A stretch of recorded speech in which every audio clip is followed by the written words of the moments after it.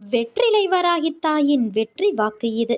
என் தங்கமே, உன் வாழ்க்கையில் வரும் துயரத்திற்கு இன்றோடு கடைசி நாள். புரியவில்லையா? உன் வாழ்க்கையில் இருந்த அத்தனை துயரங்களையும் நான் விலக்கிவிட்டேன். இனி நல்லதுதான் நடக்கும். கவலைப்படாமல் நிம்மதியாக நீ இரு. முன்ஜென்ம வினைகளால் விளையும் சுகத்தையும் துக்கத்தையும் நாம் அனுபவித்தே தீர வேண்டும். கர்மத்தை அனுசரித்தே புத்தியும் வேலை செய்யும். ஆனால் விதியால் நிர்ணயிக்கப்பட்டதையும் பக்தன் சுலபமாக தவிர்த்து விடலாம். முன்ஜென்ம கர்மத்தின் விளைவுகளிலிருந்து பகிரத பிரயத்தனம் செய்தாலும் விடுபட முடியாது. அவசியம் நடந்தே தீர வேண்டிய நிகழ்ச்சிகளிலிருந்து தப்புவதற்கு வழியேதும் இல்லை. துக்கங்கள் எவ்வாறு வேண்டப்படாதவையோ அவ்வாறே சுகங்களும் எதிர்பார்க்கப்படாதவை. முன்ஜென்ம வினைகளால் ஒரு மனிதனுக்கு என்னென்ன நடக்கப் போகின்றன என்பது ஞானிகளுக்கு முன்கூட்டியே தெரியும் அல்லவா? அகண்டமாக என்னுடைய நாமத்தை ஜபம் செய்வதே உன் விரதமும் தவமும் தானமும் ஆகும். அவ்வப்பொழுது என்னை வந்து தரிசனம் செய்துவிட்டு போ. கள்ளம் கபடமற்ற பிரேமையோடும் ஒருமித்த மனத்தோடும் என்னை பூஜை செய்து பார். நான் செய்யும் விவரிக்க முடியாத அற்புதங்களை மனத்துள்ளே அனுபவித்துப்பார். இன்னும் எத்தனை நாட்களுக்குத்தான் இழந்து போன விஷயங்களையும் உறவுகளையும் நினைத்து வருத்தப்பட போகிறாய்? அவர்கள் உன் அன்பை சிறிதும் உணராத மனம் படைத்தவர்கள் என்று நீ அறிவாயல்லவா? அதை உணர்ந்து தெரிந்த பிறகும் அவர்களுக்காக இன்னும் உன் நிமிடங்களை செலவழித்து உன் வாழ்க்கையின் சந்தோஷத்தையும் நிம்மதியையும் இழக்காதே. உன் மனம் ரணத்தால் கொதித்து போயிருக்கிறது. ஆதங்கத்திலும் வழியிலும் நீ இருக்கிறாய்.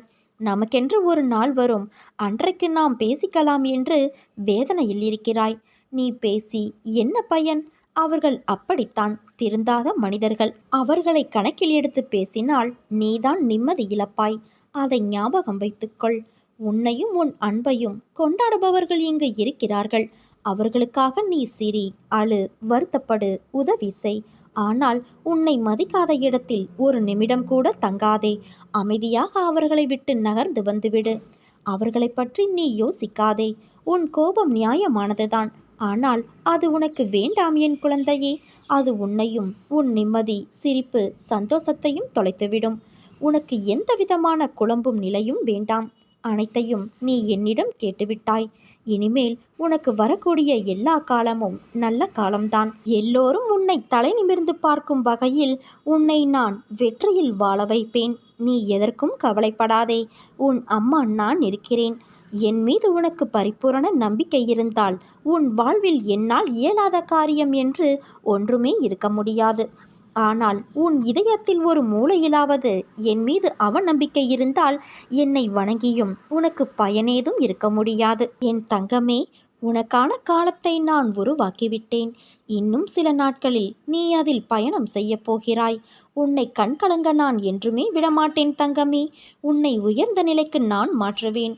நீ கண்கலங்கினால் உன் அன்னையான என் மனம் வலிக்கிறது.